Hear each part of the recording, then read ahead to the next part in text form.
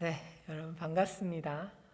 오늘은 저희가 설교는 아니고요. 이제 특강이에요.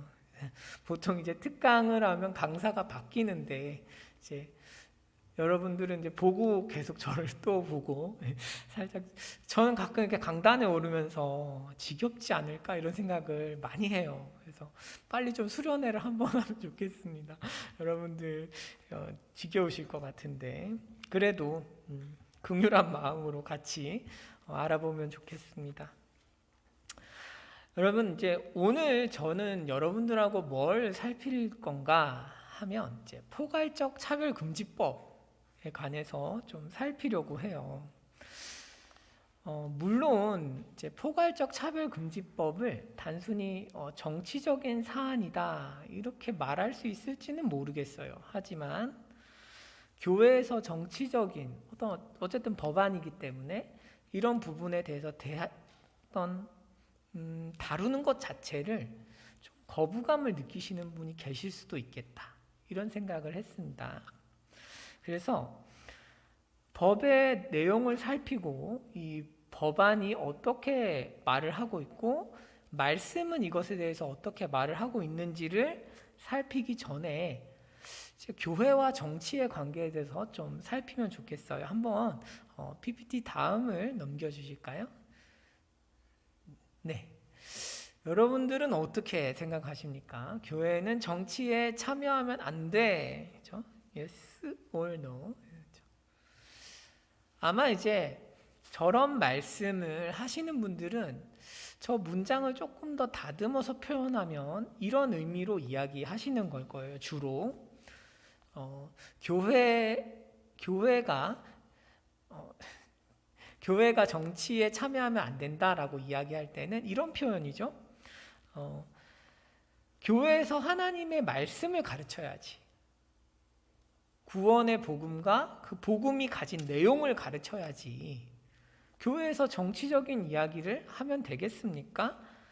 교회에 갔는데 하나님의 말씀인 복음과 그것에 순종하는 삶, 그것을 믿는 삶이 어떤 것인지도 구체적이고 세세하게 가르치지 않으면서 아니 뭐 정치적인 이야기만 하면 안 되지 않습니까? 라는 이야기죠. 그런 경우엔 당연히 어때요? 그런 의미에서라면 교회는 정치에 참여하면 안 되겠죠. 교회의 1차적인 목적이 뭐예요? 하나님 말씀을 전하는 거죠. 하나님 말씀을 전하는 것. 그런 의미에서는 교회가 말씀, 구원의 복음을 전하는 것에 앞서서 뭔가 정치적인 사안을 다루는 것이 적절하지 않을 수 있습니다. 왜냐하면 하나님께서 우리를 교회로 부르신 가장 본질적인 목적이 뭐예요? 여러분 이곳에 왜 오셨어요? 구원의 말씀을 듣기 위해서죠. 구원에 대한 지식을 얻고 하나님과 교제하는 것이 목적이지 하나님께서 그게 가장 본질적인 목적이지 정치를 바로잡는 것은 2차적인 목적이죠. 2차, 3차적인 목적이죠. 그렇기 때문에 교회는 가장 본질적인 임무를 수행하는 기관이기 때문에 구원의 복음에 집중해야 하는 것이 맞습니다. 그죠? 하지만 우리가 이렇게 생각해 볼 수도 있어요. 교회가 정치 이야기에 침묵한다고 해서 교회가 비정치적인가? 여러분은 어떻게 생각하세요? 교회에 왔는데 절대로 정치 얘기를 안 한다. 이것은 정치적인 게 아닐까요? 우리가 하는 모든 행동은 애초에 정치적이죠. 그렇지 않나요? 다 정치랑 연결되어 있는데. 그렇기 때문에 삶의 모든 영역이 정치와 관련되어 있기 때문에 정치와 무관하게 살아갈 수 있는 조직이나 개인이 존재하지를 않아요.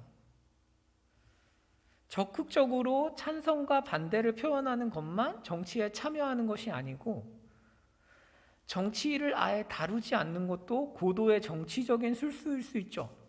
왜냐하면 정치에 대한 이야기 언급을 하지 않음으로써 기득권을 지키는 것이기 때문에 그렇죠. 현재의 기득권을 보호하는 역할을 해요. 정치에 대해 말하지 않는다는 것은. 그렇기 때문에 교회가 정치에 대해서 강하게 어필하는 것도 그건 당연히 정치적인 것이지만, 교회가 정치에 대해서 아예 말을 하지 않는 것도 정치적이다 이거죠. 정치적일 수 있다는 거죠. 상황에 따라서. 그렇기 때문에 이렇게 이해해야 하겠습니다.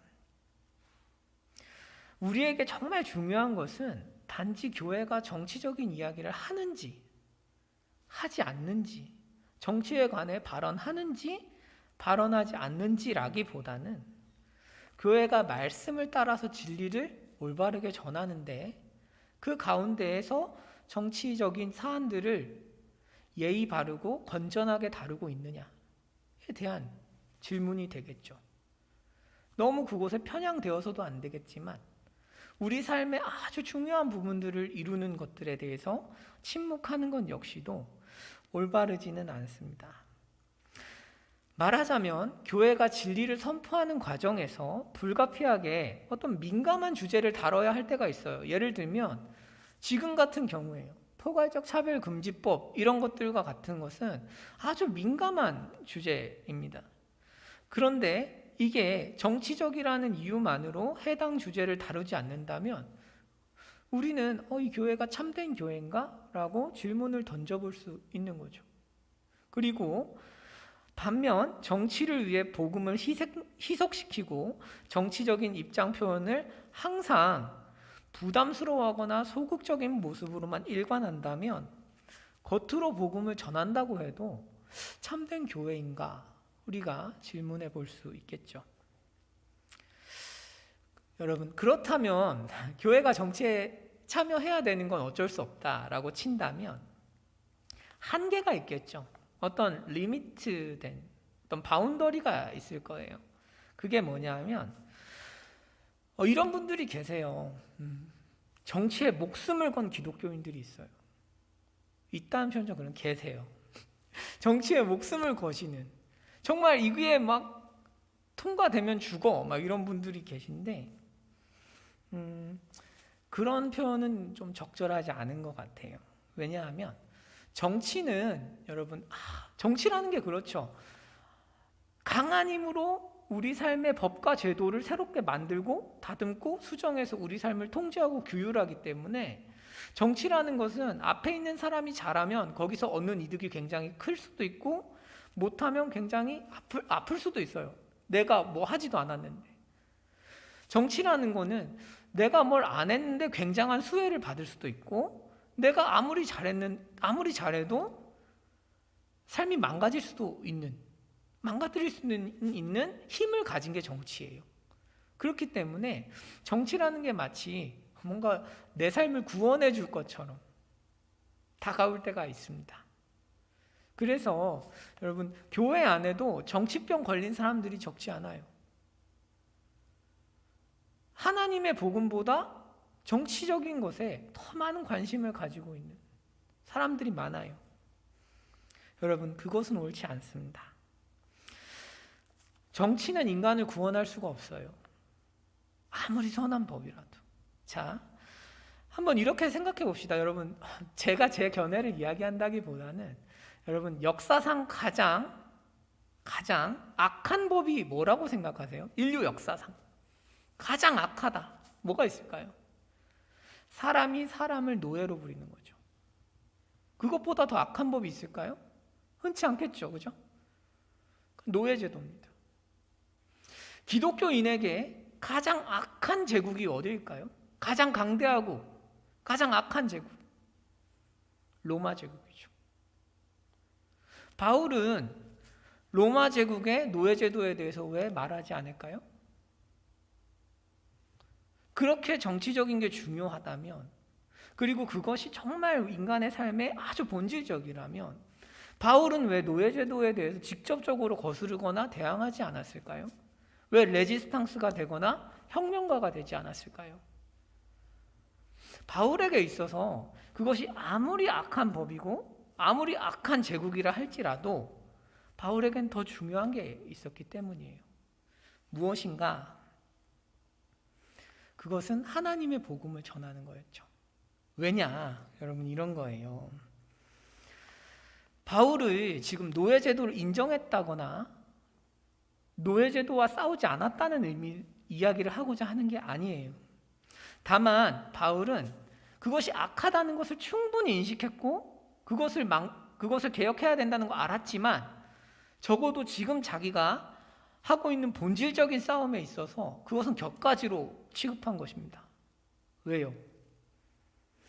법과 제도로는 인간의 악을 어떻게 제어할 수 없기 때문에 그래요. 결론적으로. 무슨 얘기예요? 여러분, 오늘날 사회에 노예제가 없죠. 하지만 실제로 노예처럼 사람을 대하는 고용주들이 적지 않죠. 인간은 어떤 상황과 조건에 따라서 노예제도가 없지만 노예처럼 사람을 쓸 수 있어요. 하나님을 떠난 인간은 자신의 힘과 조건이 된다면. 여러분들도 얼마 전에 굉장히 공분한 사건이 있었죠. 엠번방 이런 사건을 보면 노예 표식을 하라고 하잖아요. 노예제가 있습니까? 없어요. 하지만 인간의 악함이라는 것은 아주 특정한 상황과 환경에선 얼마든지 그런 것들을 현실화시킬 수 있고 구체화시킬 수 있어요. 제도가 없는데. 오히려 제도가 없기 때문에 더욱 교묘하고 악하게 굴 수도 있어요. 바울은 이걸 알고 있었습니다. 반면에 노예제도가 있다고 하더라도 하나님의 복음이 정확하게 선포되고 그 안에 들어가기만 한다면 그 안의 관계에서 얼마든지 변혁이 일어날 수 있다고 바울은 믿었고 그 결과가 빌레몬서죠. 노예인 오네시모를 받아서 다시 주인인 빌레몬에게 보내면서 뭐라고 해요? 이제는 복음 안에서 네가 이 사람을 대하면 좋겠다. 무슨 얘기예요? 노예처럼 대하지 말라는 것이죠. 형제로 대해라. 노예제도가 있어요. 하지만 바울이 원한 것은 뭐예요? 복음 안에서 형제로 대하는 것이었습니다. 법과 제도로는 복음이 만들어내는 고귀한 인격과 탁월한 삶의 열매들을 막을 수가 없어요. 그래서 여러분들이 갈라디아서에 보면 이런 것들은 법으로 규율할 수가 없다, 막을 수가 없다 이런 표현을 써요. 갈라디아 5장 끝에. 무슨 얘기예요? 하나님의 복음을 정확히 알고 그 복음에 믿고 순종하는 사람은 법과 제도로 규율하지 않아도 아주 탁월한 뭔가를 뽑아내게 된다는 거죠. 그렇기 때문에 바울은 이 싸움에 집중한 것입니다. 그래서 교회가 해야 되는 가장 본질적인 사역은 여기죠, 여기. 이곳에 계신 여러분들이 하나님의 복음을 믿어서 바깥에 나가서 함부로 다른 사람들을 차별하지 않고 직업별로 귀천을 따지지 않고 나의 소득에 따라서 상대방을 무시하지 않고 주눅들지 않고 하나님의 말씀대로 바르고 정직하게 사는 것. 그게 교회가 하는 일이죠. 세상 사람들은 주눅들어요. 내 직업이 이러니까. 여러분, 요즘은 30살쯤 된 사람들이 백수가 굉장히 많은 시대입니다. 우리는. 여러분들 세대랑은 조금 다를 수 있지만 어린 분들이 계시니까 대학 나와서 시험 좀 준비하다 보면 30이에요. 시험이라는 게, 공무원 시험이라는 게 한 해에도 수십만 명을 봅니다. 거기에서 승리하는 사람이 몇 명 안 돼요. 그럼 나머지는 어떡하죠? 굉장히 절망적이라고요, 사실은. 30이 됐는데 갑자기 커리어를 시작할 수도 없고, 그러니까 사람들이 아무것도 아닌 것 같으니까 자꾸 서점에 아무것도 아닌 너는 아니야 이렇게 책이 생기죠. 무슨 얘기냐 하면 그런 사람들을 구원하는 것, 그런 사람들이 주눅들지 않고 괜찮아, 하나님이 날 구하셨고 이제부터 성실하게 또 다른 기회를 쫓아서 살면 돼, 혹은 열심히 공부하면 되지, 사명을 쫓아서 살면 되지, 늦은 게 어딨어, 하나님의 시간표가 있어, 그래 너는 좀 더 잘 됐겠지만 괜찮아, 난 내 시간표대로 잘 가고 있어 라고 주눅들지 않는 인생을 만들어내는 것, 복음의 능력이죠. 여러분, 그래서 교회의 정치 참여라는 것은 해야 하면서도 그런 한계를 분명히 가지고 있는 것입니다. 이런 측면에서 우리는 바울의 선언을 좀 기억해 둘 필요가 있을 것 같아요. 갈라디아서 3장 28절인데 이렇게 쓰여 있습니다. 너희는 뭐예요? 유대인, 헬라인 같고 하나고 종이나 자유인이나 남자나 여자나 다 그리스도 예수 안에서 하나다. 차별이 없다. 굉장히 중요하죠. 교회가 만들어내는 것. 마음 안에서 여러분들에게 이 가치를, 우리가 이 가치를 모두가 동의하고 이 가치를 벗어난 나는 내가 다르게 생각하고 있고 틀리게 생각하고 있구나라고 인정하게 만들어서 정말 참된 평등을 가져오는 것. 하나님 안에서의 개성을, 고귀한 개성을 회복시킬 수 있게 도와주는 것. 이게 그리스도의 복음이 하는 또 하나의 일이죠. 그리고 그리스도인은 또 이런 얘기를 좀 말씀을 드려야 될 것 같아요. 최악의 경우에 아주 못된 법이 등장을 했어요. 그리스도인이 예배를 드리면 죽여요. 그런 법이 등장했어. 그럼 어떡하죠? 그런 법이 등장해서 막 법안이 올라가고 말도 안 되게 그게 통과가 되려는 이런 상황에서 그리스도인은 어떻게 해야 돼요? 최대한 정의롭게 저항하지만 법안이 통과되면 그 법 아래에서 죽는 거예요. 무슨 얘기냐? 그리스도인은 어떤 정부와 법, 제도 아래에서도 하나님을 섬기고 의를 행할 수 있어요. 우리는 다양한 모습으로 내가 원하는 형태가 아니더라도 하나님 앞에서 영광을 돌릴 수 있어야 해요. 어떤 사람에게는 화려한 성공을 주셔서 영광을 돌리게도 하시지만 어떤 사람에게는 순교를 주실 수도 있어요. 어떤 시기에 따라서, 어떤 기후와 조건에 따라서 다른 거예요. 이전에 우리 윗세대는 부흥세대예요. 교회가 성장하고 부흥하는 것이 어떤 하나님이 주신 축복, 또 그게 맞았어요. 하지만 어쩌면 우리가 이제부터 경험하게 될 앞으로의 50년의 교회는 순교하는 교회일 수도 있어요. 중요한 거는 뭐예요? 그 상황에서도 정의롭고 바르게 사람들을 대하고 하나님께 예배하면서 영광을 돌리는 거죠. 요한계시록을 보시면 어떻게 돼요? 끝이? 최종적인 승리가 있지만 그 전에 뭐가 있어요? 성도들이 순교하죠. 아주 악한 사람들이 등장해서 법과 제도를 고쳐서 성도들을 죽인다는 얘기예요.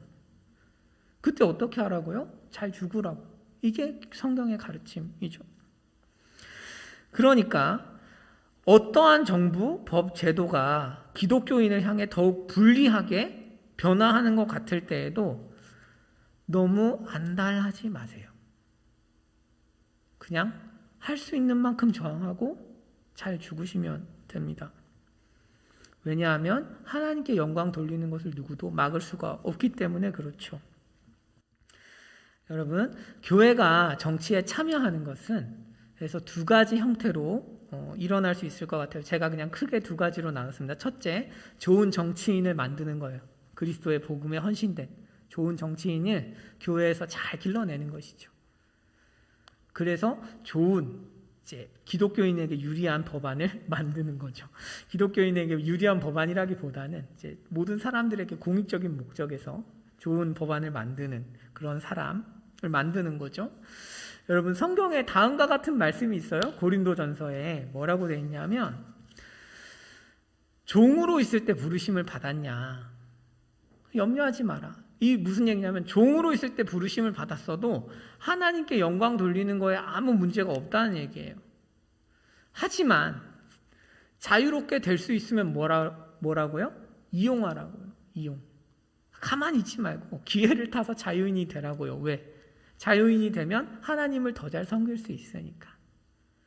마찬가지예요, 여러분. 우리가 가난하다고 해서 걱정할 것 없어요. 가난해도 하나님께 영광 돌릴 수 있어요. 없어도 뭐 주님께 영광 돌릴 수 있죠. 하지만 부자가 될 수 있으면, 정당한 방법으로 될 수 있으면 이용할 수도 있죠. 중요하지 않습니다. 그런 것들은.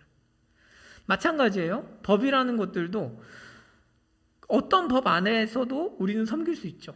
하지만 뭔가 더 자유롭고 좋은 법들을 제정할 수 있고 그런 힘이 있다면 이용해야겠죠. 둘째, 애매한 법안이 아니라 확실하게 복음을 전파하는 데 지장을 주는 법과 제도는 반대하는 게 확실히 맞습니다. 물론 법과 제도가 절대적인 것은 아닌데 이제 어떤 법과 제도들은 굉장히 교회를 악질적으로 괴롭히는 법들이 있고 우리가 그런 것들을 잘 반대하는 것이 중요하겠습니다. 제가 포괄적 차별금지법을 굳이 다룬 이유는 이제부터 다룰 건데요. 벌써 한 30분 갔는데 여러분 이제 시작인데 죄송 특강이라 조금 길 수 있어요. 근데 포괄적 차별금지법을 너무 잘못 이해하는 경우가 많고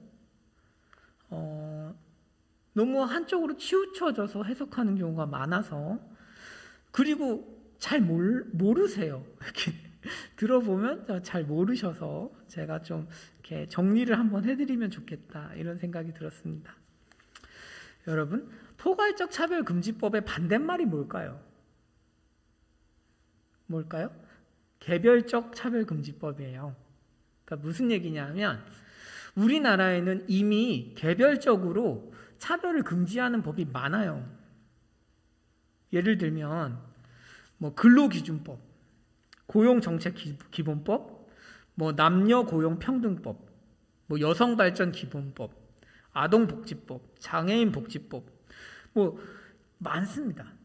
이미 개별적인 차별금지법이 많아요. 차별금지 규정이 많습니다. 그런데도 왜 포괄적 차별금지법을 제정하려고 할까요? 왜냐하면 개별적인 차별금지법으로는 현실에서 발생하는 다양한 차별을 어떻게 건드릴 수 없기 때문에 그렇죠. 모두 보완할 수가 없으니까. 그래서 모든 차별을 포괄하는 차별금지법을 만들자 이런 얘기죠. 그래서 지난 2020년에 정의당이 차별금지법을 법안을 내놨어요. 핵심은 뭐냐면 성별, 장애 유무, 나이, 출신 국가, 성적 지향, 학력 등을 이유로 차별을 받아서는 안 된다. 이런 법안입니다. 여러분 여기까지만 들으면 참 좋은 법인데 우리 두 가지로 나눠서 좀 살펴보면 좋겠어요. 문제점들을.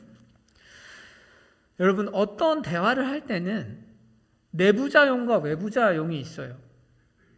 여러분들이 차별금지법, 포괄적 차별금지법을 반대하실 때는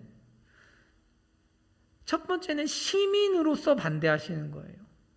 다른 사람과 대화할 때 성경 얘기하면 되겠어요? 안 믿는 분하고? 그러면 뭐라고 생각하겠어요? 기독교인이 되게 이기적이구나 이렇게 생각한다고요. 자신의 독트린에 갇혀서 다양성을 인정하지 않네.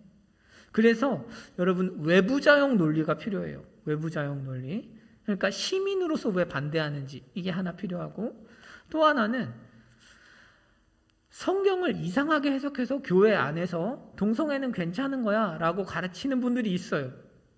그래서 그런 해석들도 오늘 짚어볼 겁니다. 그래서 이 두 가지를 보겠습니다. 첫째, 법 이론적 문제들을 좀 볼게요. 한번 PPT를 좀 넘겨주시면 감사하겠습니다. 네. 그래서 법 이론적 문제들. 첫 번째, 네. 여러분, 첫 번째는 차별이에요. 차별. 여러분, 차별이라는 게 뭘까요? 차별은 평등에서 나온 거고, 평등이라는 개념은 아리스토텔레스 개념을 써요. 우리가 뭐냐면 같은 것은 같게, 다른 것은 다르게. 이게 평등이라는 거예요. 그러니까 차별이라는 거는 같은 걸 다르게 대하면 차별이에요. 그렇죠? 같은 걸 다르게 대하면 차별인데 문제는 뭐냐면 현실에서 차별이라는 게 굉장히 복잡해요. 여러분 우리 이렇게 생각해 봅시다. 제가 고용주고 여러분들이 사원이에요. 사원이신데 제가 일을 잘하는 아론 형제한테는 100만 원을 주고 한 1000만 원 합시다. 어차피 가정이니까 1000만 원을 주고 일을 좀 덜 하는 뭐랄까요? 우리 예찬 형제한테는 한 100원 줬다고 해봐요. 그러면 이게 차별인가? 애매하다 이거죠. 현실에서 일어나는 거는.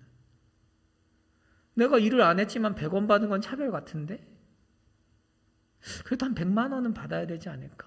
그러니까 차별이라는 것이 굉장히 애매한 측면이 있어요. 여러분 미국 대학에서는 그러죠.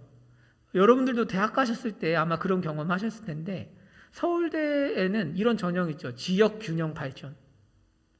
막 농어촌에서 오잖아요. 막 수능 3등급 받아도 가끔 들어가고. 그 왜 들어가요? 그거는 그 사람들을 배려하는 거죠. 그 사람들이 소외된 교육 환경이 있으니까 그 정도면 잘했다. 들어와라. 그런데 그 과정에서 누가 차별받는 거예요? 공부를 잘하는 애가 차별받는 거죠. 말하자면 언제나 이런 차별의 문제는 굉장히 복잡해요. 누구를 잘해주면 누구를 차별하게 돼 있습니다. 역차별의 문제가 있다 이거죠. 그러니까 포괄적으로 차별금지법을 만든다는 자체가 굉장히 위험하다는 거예요. 어떻게 차별을 하나로 묶어서 일괄적으로 다 처벌할 수 있느냐. 이건 너무 위험하다. 차별이라는 거는 개별적으로 우리가 판단을 해야 된다. 건 바이 건이다 이거죠. 케이스 바이 케이스로 우리가 검토를 해야지 그걸 싹 다 묶어서 차별이야 하고 집어넣어버리면 너무 역차별 받는 게 커진다 이 말이죠. 그게 첫 번째고, 두 번째는 헌법 때문에 그래요. 우리나라 헌법에는 제3의 성이 없어요. 양성평등이죠. 우리나라는 남성과 여성밖에 없어요. 제3의 성이 없습니다. 그러니까 차별금지법에서 들고 나온 성적 정체성 젠더 개념이라는 것이 성립할 수가 없어요. 현행법상, 법체계상 헌법이랑 안 맞아요. 그러니까 헌법을 바꾸지 않는데 어떻게 차별금지법이 가능합니까? 헌법에서 남성과 여성밖에 없는데, 양성평등밖에 없는데 어떻게 아래에 있는 개별법이 제3의 성을 이야기할 수 있겠어요? 틀렸다 이거죠. 이걸 하고 싶으면 헌법을 개정해라. 거기서 국민투표하자. 이제 우리는 그렇게 나가는 거죠. 그리고 그게 맞는 절차죠. 그리고 마지막으로 개념이 불명확해요. 여러분, 젠더라는 개념이 뭐예요? 젠더 하면 이제 뭐 전기, 젠더 뭐 이런 거 아니고, 젠더는 뭐냐면 젠더랑 성별이 다른 게 뭐예요?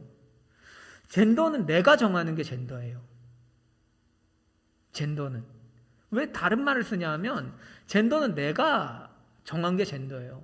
내가 남성이다, 여성이다, 내가 결정한다는 의미에서 젠더라는 개념을 쓰는 거예요. 그런데 이 개념이 되게 불명확하죠. 그러니까 이 개념이 이 성적 지향이라는 걸로 이어지는데, 젠더 개념이. 그래서 문제가 생깁니다. 한번 다음 볼게요. 다음 보시면 이렇게 돼 있어요. 성적 지향이라는 단어를 만들었어요. 원래 없는 단어죠. 원래 없는 단어니까 이제 만들었습니다. 요갸카르타라는 이제 그 사람들이 만들어서 이렇게 전문을 이렇게 했어요. 이제 트랜스젠더 젠더리즘을 이제 추종하는 분들이 만들었어. 뭐라 돼 있냐면 다른 젠더, 다른 성이죠. 다 동일한 젠더 혹은 복수의 젠더. 그죠? 복수. 나는 남성도 여성도 돼. 아침에는 여성이고 밤엔 남성이야. 이게 가능해요. 그 사람들은 가진 사람에 대해 깊은 감정적, 애정적, 성적 끌림을 느낄 수 있고 친밀한 성관계를 가질 수 있는 개인의 능력이다 라는 게 이제 성적 지향이에요. 그럼 여기에는 여러분 소아성애가 들어갈까요? 안 들어갈까요? 들어가겠죠. 왜냐하면 미성년자도 자기 젠더를 결정할 권리가 있거든요. 그 사람들 논리에 따르면 미성년자는 젠더를 가지고 있죠. 그런데 7살짜리가 젠더를 가지고 있다고요. 가르치는 거지. 넌 무슨 젠더야? 전 여성입니다. 너 젠더를 가지고 있구나. 나도 젠더를 가지고 있는데. 소아성애를 가능하게 하죠. 또 근친상간, 일부 다처 뭐 이런 것도 가능합니다. 일처다부 다 가능해요. 그러니까 이 개념 자체가 너무 넓어요. 너무 넓어서 법조문에 성적 지향을 넣기에는 너무 어렵다는 거죠. 그러면 엉망되잖아요. 법조문이라는 게 굉장히 개념이 명확해야 되고 협소해야 되는데 너무 개념이 넓어서 그거를 법관이 해석하기가 어렵다 이거죠. 그때그때 적용하기에 너무 어려운 개념이다라는 거죠. 여러분 뭐 이 정도 저희가 한 3가지 정도만 알아두시면 될 것 같아요. 핵심은 뭐냐면 포괄적 차별금지법이 제정되면 우리가 가지고 있는 기본권이 제한되는 거죠. 그런데 그 기본권의 제한이 크다.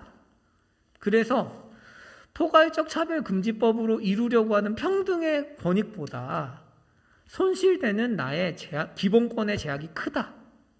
이게 이제 시민으로서 반대할 때의 논리라고 할 수 있겠습니다. 이해 가시죠? 그거를 이제 뭐 세상 사람들하고 얘기하는데 이제 성경 얘기를 굳이 할 필요는 없습니다.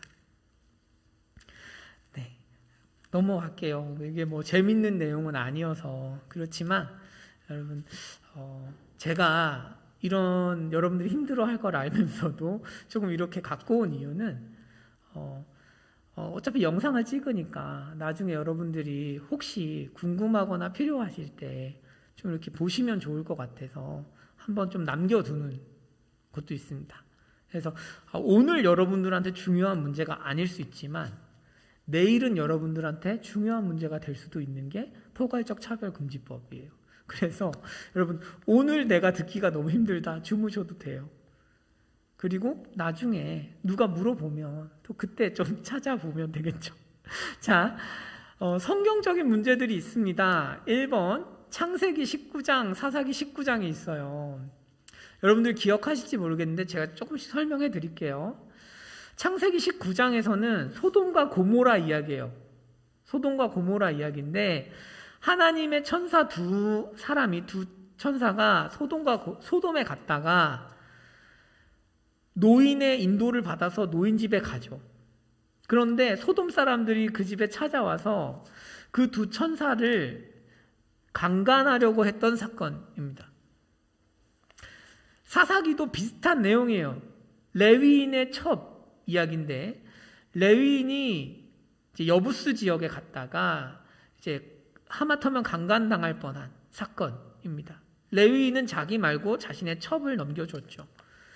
여기에서 그러니까 우리 전통적인 해석은 뭐냐면 봐봐 동성애가 이렇게 악하잖아. 못된 거잖아. 이렇게 해석을 하는 거예요. 하나님이 소돔과 고모라를 심판하신 이유는 동성애처럼 악한 거 하니까 하나님 심판한 거야 라고 해석을 하는데 이거를 잘못 가르치는 분들이 있고 꽤 영향력이 커요. 여러분들 알아두시면 좋겠습니다. 또 이상한 사람들이 와서 헛소리 할 수 있으니까. 뭐냐 하면 이런 거예요. 고대 근동에서 이 사람들이 동성애라는 것을 동성을 좋아해서 한 게 아니라는 거예요. 고대 근동에서 실제로 그런 문화가 있었는지는 불명확하긴 하지만 이 사람들에 따르면 그런 문화가 있었다고 주장을 하는데 어떤 문화냐 하면 승자가 패자를 복속시키는 방법으로 동성애를 행했다는 거예요. 말하자면 내가 정복한 정복자고 패배한 사람이 있으면 동성애를 통해서 수치감을 줬다. 그러니까 여기서 핵심은 동성애가 아니라 사람이 사람을 짓밟는 행위인 거지 동성애가 문제는 아니다. 이렇게 가르칩니다. 여러분들 어떠세요? 이 말을 들으면? 헛소리죠. 사람이 사람을 복종시키는 데 있어서 그게 잘못이라고 칩시다. 100번 양보해서. 그러면 그 목적을 이루기 위해서 수단인 동성애를 선택했죠. 그건 죄가 아닌가요? 아니 수단도 악하고 목적도 악할 수 있죠. 둘 다 악할 수 있죠. 아니 사람이 사람을 복속시키는데 꼭 동성애를 해야 돼요? 다른 얼마든지 보다 유한 방법들이 있죠. 그런데 이 사람들은 동성애를 택했고 그 사람들 주장에 따르면 동성애를 택했고 결국 심판을 받았다면 동성애라는 자체도 문제가 있는 것으로 봐야죠. 하나님이 동성애를 악하게 여기시는구나. 우리는 이렇게 이해를 해야겠습니다. 그리고 다음으로 레위기 18장이 있어요. 레위기 18장에는 한번 이제 본문을 보여주실까요? 네. 너는 여자와 동침한 같이 남자와 동침하지 마라. 이는 가증한 일이니라. 이게 이제 나오는데 여러분들 보시기엔 어떠세요? 이게 동성애 하지 말라는 걸로 보이세요? 아니면 우상 숭배를 하지 말라는 것처럼 보이세요? 동성애를 옹호하시는 분은 뭐라고 설명을 하시냐면 당시에 이방 신전에서 남창들이 같이 동침을 했다는 거예요. 우상숭배를 할 때. 그리고 성경은 이 우상숭배에 대해서 설명을 할 때 남자와 동침하지 말라고 설명을 한 거다. 그러니까 레위기 18장 22절이 말하는 것은 동성애가 아니다. 동성애 하지 말라는 게 아니고 우상숭배 시에 일어나는 일이기 때문에 우상을 숭배하지 말라는 거다 라고 설명합니다. 여러분들 어떠세요? 이게 저는 너무 황당한데 이게 그걸 또 진지하게 듣고 있는 애들을 보면 답답해요. 근데 이런 거예요, 여러분. 성경은 구약에서 우상숭배와 간음을 구분합니다. 죄를. 십계명 어때요? 간음하지 말라 따로 다루고 우상숭배하지 말라 따로 다루죠. 그런데 왜 레위기에서는 같이 다룰까요? 그 사람들 얘기로 따르면? 아니니까요. 아니니까. 헛소리니까. 그러니까 여러분들 비전문가가 그렇게 무서운 거죠. 전문가인 척하는 사람들이 정말 무서운 거죠. 사기니까. 사기. 이거 듣다 보면 막 속아요. 아 그런가? 아, 우상숭배 때문인가? 아니다 이거죠. 아니다. 그리고 지금까지 얘기를 이렇게 제가 말씀을 드린 것들은 이 사람들은 다 문화적인 얘기라고 해요. 문화에 따르면 확인이 안 돼요. 여러분들 생각해 보세요. 수천 년 전의 문화를 어떻게 알겠어요? 어떻게 구체적으로 그게 있었는지 알겠어요? 10분 이 사람들 말을 인정해 주려고 양보를 거듭한다고 해도 여러분 실제로 이방 신전에서 남창들이 같이 성적인 연합을 했을지는 알 수가 없어요. 확인된 적이 없어. 모른다. 논리 자체가 굉장히 엉성하다 이거죠. 자, 그 다음 보실게요. 이제 마지막 로마서입니다. 로마서 1장. 로마서 1장에 이렇게 돼 있어요. 여자들을 순리대로 써야 되는데 영리로 쓴다. 근데 이거를 헬라어 원문을 보면 이렇다는 거예요. 한번 넘겨주시면 이렇게 돼 있습니다. 영리라는 단어가 부자연스럽게라고 번역할 수 있어요. 완전 또 달라지죠. 뭐냐면 부자연스럽게는 좀 죄된 느낌이 없잖아요. 그죠? 그리고 이 단어는 하나님도 쓰시는 단어예요. 로마서에서. 이방인들을 부자연스럽게 그 감람나무에 접붙이셨다 할 때 이 단어를 씁니다. 그러니까 하나님께서 이방인을 선택하신 게 부자연스러웠다 이 말이에요. 그러니까 하나님은 죄를 짓지 않으시니까 여기서 쓰인 단어도 죄를 의미하는 게 아니야. 그냥 부자연스럽게 했다는 거지. 그러니까 동성애라는 게 부자연스러울 수는 있지만 그 문화 안에서 부자연스러울 수는 있지만 죄라고 얘기하는 건 아니야. 이렇게 가르쳐요. 너무 어렵죠. 그렇지만 나중에 보세요. 그런데 핵심은 뭐냐 하면 여러분 이 부자연스럽게라는 단어 하나님도 썼으니까 부자연스럽게는 죄가 아니냐. 여러분 한번 이렇게 생각해 봅시다. 성경에 가장 유명한 구절 중 하나가 이게 있어요. 하나님은 질투하시는 하나님. 하나님 질투하세요. 성경에서 인간이 질투하면 죄일까요? 아닐까요? 하나님이 썼으니까 인간의 시기 질투는 죄가 아닐까요? 아니죠. 분명히 성경은 시기 질투하면 죄라고 하는데요. 하나님께 어떤 동사나 명사가 쓰였다고 해도 인간한테 오면 그게 죄로 바뀔 수 있는 거예요. 함부로 문맥을 무시할 수 없다 이거죠. 이 문맥 안에서는 분명히 창조에 대한 이야기를 하고 있고 그 창조의 법칙에서 벗어난 걸 영리라고 표현을 한 거고 그러므로 죄다라고 이해하시는 게 정확하겠습니다. 그러니까 알고 계시면 좋겠어요. 그 다음 보겠습니다. 그 다음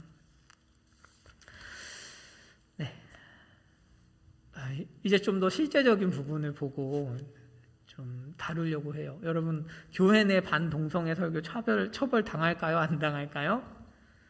지금 정의당 안에 따르면 처벌 당하지 않아요. 논란이 있어요. 해석에 논란이 있어요. 안창호 전 대법관 헌재 재판관은 처벌 당할 거다라고 이야기하고 뭐 이정훈 법률 전문가죠. 처벌 안 당할 거다 이렇게 말씀하시거든요. 그러니까 논란의 여지가 있습니다. 제가 볼 때는 안 당할 것 같아요. 법조문만 놓고 보면. 그런데 여러분 이 차별금지법은 이게 핵심이 아니에요, 사실은. 그러니까 여러분들이 어디 가서 야 교회에서 반동성애 얘기하면 동성애 죄라고 얘기하면 우리 처벌받아 하면 거짓 뉴스예요. 확실하지 않아요. 거짓 뉴스 되니까 그렇게 얘기하시면 안 돼요. 조심하셔야 돼요. 자, 핵심은 뭐냐면 이 포괄적 차별금지법은 교회에 어떤 변화를 가져오냐면 고용에서 문제가 일어나요. 고용에서는 차별하면 안 돼요. 설교는 괜찮아. 하지만 고용할 때는 극단적인 예를 들면 동성애를 실제로 하고 있는 사역자를 채용 그런 이유로 채용을 거부할 수 없어요. 그건 확실해요. 그건 맞는 거예요. 물론 지금 이 법안을 밀고 계신 분들은 이렇게 표현해요. 야, 그런 애가 몇 명 되겠냐. 그런 애 몇 명 된다고 그 부작용이 무서워서 안 하겠다는 거냐. 이렇게 나오거든요. 그 말은 뭐예요? 그럴 수 있다는 거죠. 그런 일이 벌어졌을 때 교회가 막을 수 있는 게 없다 이 말입니다. 그래서 고용의 영역에서, 왜냐하면 여러분 기독교인이 관련된 유관 기관이 굉장히 많죠. 대학, 병원, 보육원 이런 것들이 많기 때문에 그 안에서 너희가 동성애자를 차별하면 안 되지 않니? 라는 거예요. 자, 더 문제는 그거는 그것대로 문제가 있다고 쳐도 교육을 할 때 동성애는 죄다라고 교육하면 안 돼요. 기독교 학교에서. 그렇게 하면 차별이다. 이렇게 돼요. 그러니까 우리는 지금 채플도 있고 뭣도 있잖아요. 이렇게 기독교 학교에 가면. 그런데 그런 데에서 동성애는 죄야 하면 차별한 거예요. 그래서 손해배상 걸릴 수 있습니다. 그래서 처벌 당하나라고 하면 그런 건 아닌데 그렇다고 해도 문제가 없는 건 아니에요. 아주 심각한 문제들을 가져온다 이거죠. 가져온다. 그래서 여러분 결론적으로 법 이론적인 측면에서든 성경 해석의 측면에서든 우리는 포괄적 차별금지법을 반대하는 거예요. 그런 의미에서. 자, 어떤 분들은 이렇게 말씀을 하세요. 동성애 하시는 성적 소수자들이 얼마나 실제로 많은 차별을 받고 있는지 아냐. 그런데 너희들이 이기적으로 교회만 생각해서 그 사람들의 아픔을 무시하고 있다. 이렇게 표현하기도 합니다. 그리고 그런 부분에는 조금은 맞는 부분이 있을지도 모르겠어요. 잘 모르겠어요. 그런데 저는 아닌 것 같은 게 왜냐하면 국가인권위원회가 2011년에 발족을 했는데 국가인권위원회가 뭘 하는 곳이냐면 저 차별 받았어요 라고 진정을 하면 그걸 판단하는 곳이에요. 그런데 우리나라에서는 강력한 시정 명령인 권고를 동성애와 관련해서 한 번도 한 적이 없어요. 동성애 때문에 차별받았습니다라고 주장하는 사람 자체가 굉장히 적고 그렇게 주장을 했다고 해도 심각한 차별이 없었어요. 그래서 정말 그 사람들이 얘기하는 것처럼 많은 차별을 받고 있는지는 통계적으로 증명이 안 돼요. 통계적으로 증명이 안 되고 있습니다. 여러분 마무리할게요. 조금 두서없이 좀 달려왔는데 많은 내용을 제가 압축해서 전하다 보니까 조금 지루하셨을 거예요. 자, 이걸로 마무리하겠습니다. 동성애에 대해서 여러분 교회 안에서도 크게 이제 두 가지 반응이 나오는 것 같아요. 이런 거죠. 왜 동성애만 가지고 그래요? 전부 죄잖아요. 라고 말씀하시는 분들이 계세요. 제가 이제 말한 좀 깨시민들이죠. 깨시민들이 뭐 그렇게 말씀하세요. 그렇게 비하하면 안 되죠. 뭐 하여튼 죄송합니다. 편집할 수 있나요? 자, 어쨌든 동성애만 가지고 왜 그러세요? 이렇게 하시는 분들이 계시고, 또 하나는 동성애를 정말 너무 이제 끔찍한 죄야. 절대 난 동성애자랑 교제 안 한다. 라고 하시는 분들이 계십니다. 여러분들은 어느 쪽이신지 궁금하네요. 이 주장들은 여러분 이런 거예요. 반은 맞고 반은 틀려요. 무슨 얘기냐 하면 둘 다 맞는 부분이 있죠. 동성애만 죄는 아니죠. 그죠? 그것보다 인생을 심각하게 망치는 죄악들이 있어요. 교만함 같은 거죠.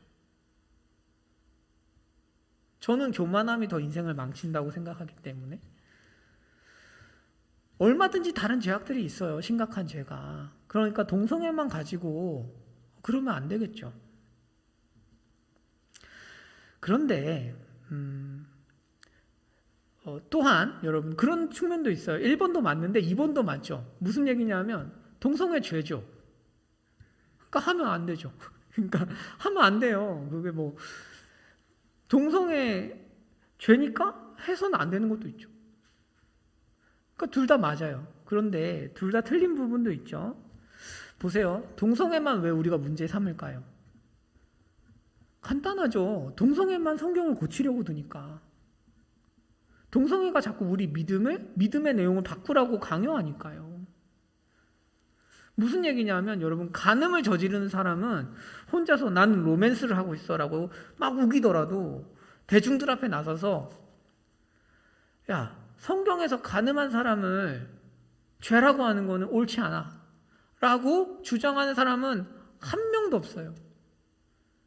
그래서 법을 바꿉시다. 간음한 사람을 죄라고 얘기하는 성경이 나쁘니까 기독교인들이 그런 말 하면 처벌하게 바꿉시다 라고 말하는 사람은 없어요.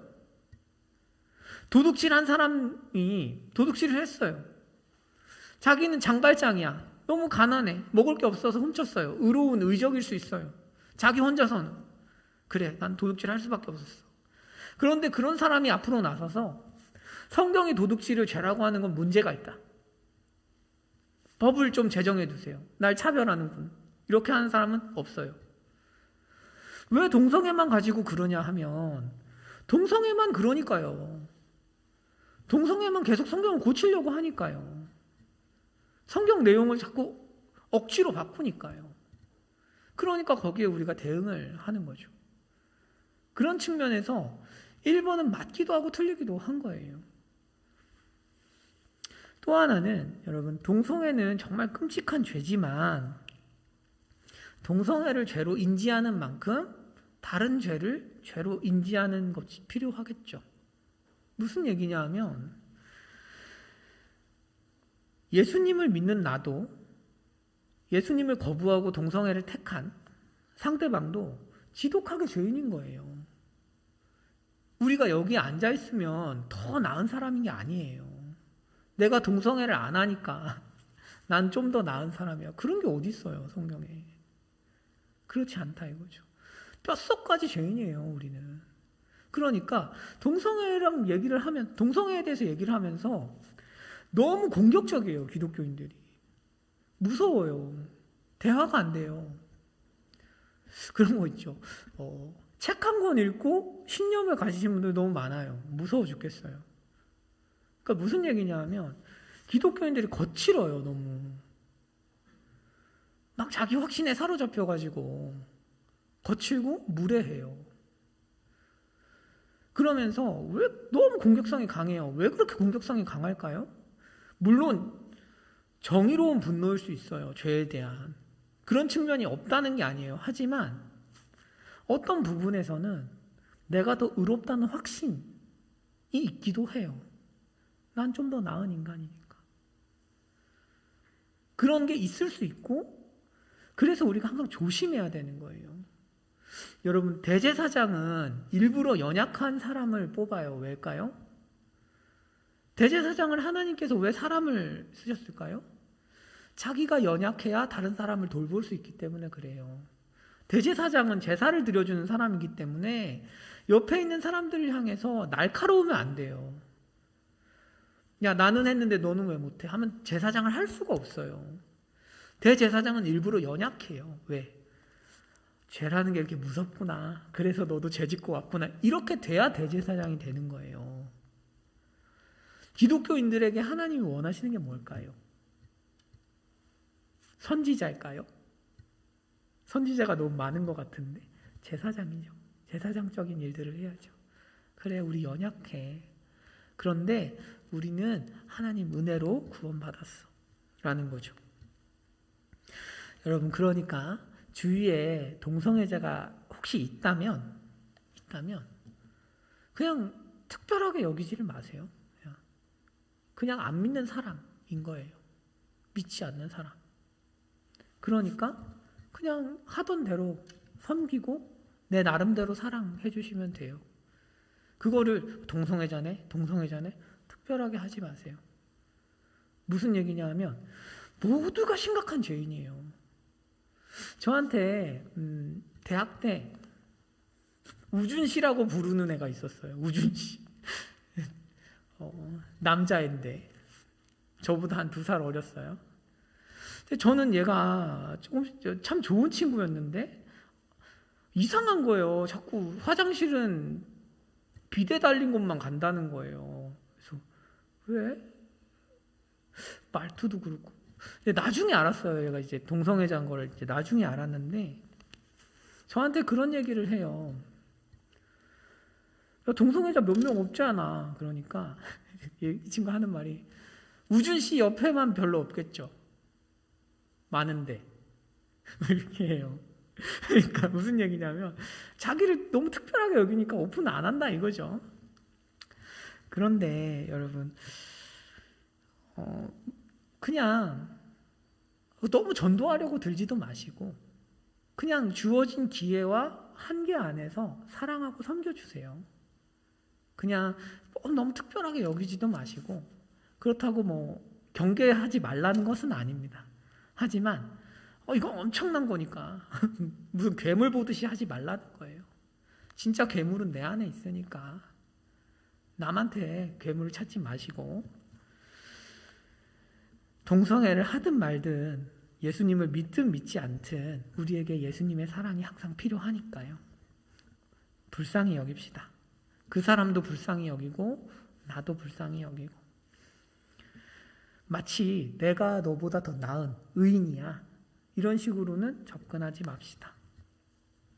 다만 동성애가 죄가 아니라고 말하지는 마세요. 그 사람 눈치 보다가 항상 얘기해 주십시오. 동성애는 죄다. 하나님 원하지 않는다 그것을. 기회가 되면 항상은 아니고 하나님은 동성애가 죄인 걸 아신다. 죄라고 규정하셨고 그리고 그 죄를 위해서 십자가에서 죽으셨다. 주님은 너를 그렇게 사랑하신다. 그러니까 회개하고 돌아오면 좋겠다. 우리가 그렇게 전하면 좋겠습니다.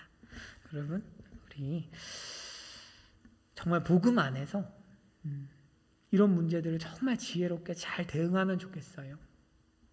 그러니까 너무 막 감정적으로 화내지 마시고 그러니까 동성애 문제만 나오면 막 이렇게 올라가시는 분들도 계시고 이런데 그러지 마시고 우리 복음 안에서 지혜롭고 또는 뭐 동성애 문제가 나와도 너무 태평한 분들도 계시죠. 그것도 옳지 않습니다.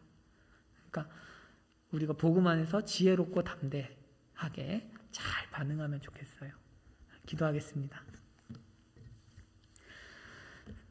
사랑하는 하나님 아버지 감사합니다. 주님, 오늘은 사실 조금 어려운 부분들을 다루었습니다. 하나님, 저희가 보다 더 지혜롭고 현명하게 사람들을 대응할 수 있도록 도와주시고 정말로 그 가운데에서 그리스도의 복음이 영광스럽게 되기를 하나님 원합니다. 은혜 주십시오. 예수님 이름으로 기도드렸습니다. 아멘. 여러분 주기도문으로 예배 마치겠습니다. 하늘에 계신 우리 아버지여 이름이 거룩히 여김을 받으시오며 나라의 임하옵시며 뜻이 하늘에서 이루어진 것 같이 땅에서도 이루어지리이다. 오늘날 우리에게 일용할 양식을 주옵시고 우리가 우리에게 죄 지은 자를 사하여 준 것 같이 우리의 죄를 사하여 주옵시고 우리를 시험에 들게 하지 마옵시고 다만 악에서 구하옵소서. 대개 나라와 권세와 영광이 아버지께 영원히 있사옵나이다. 아멘.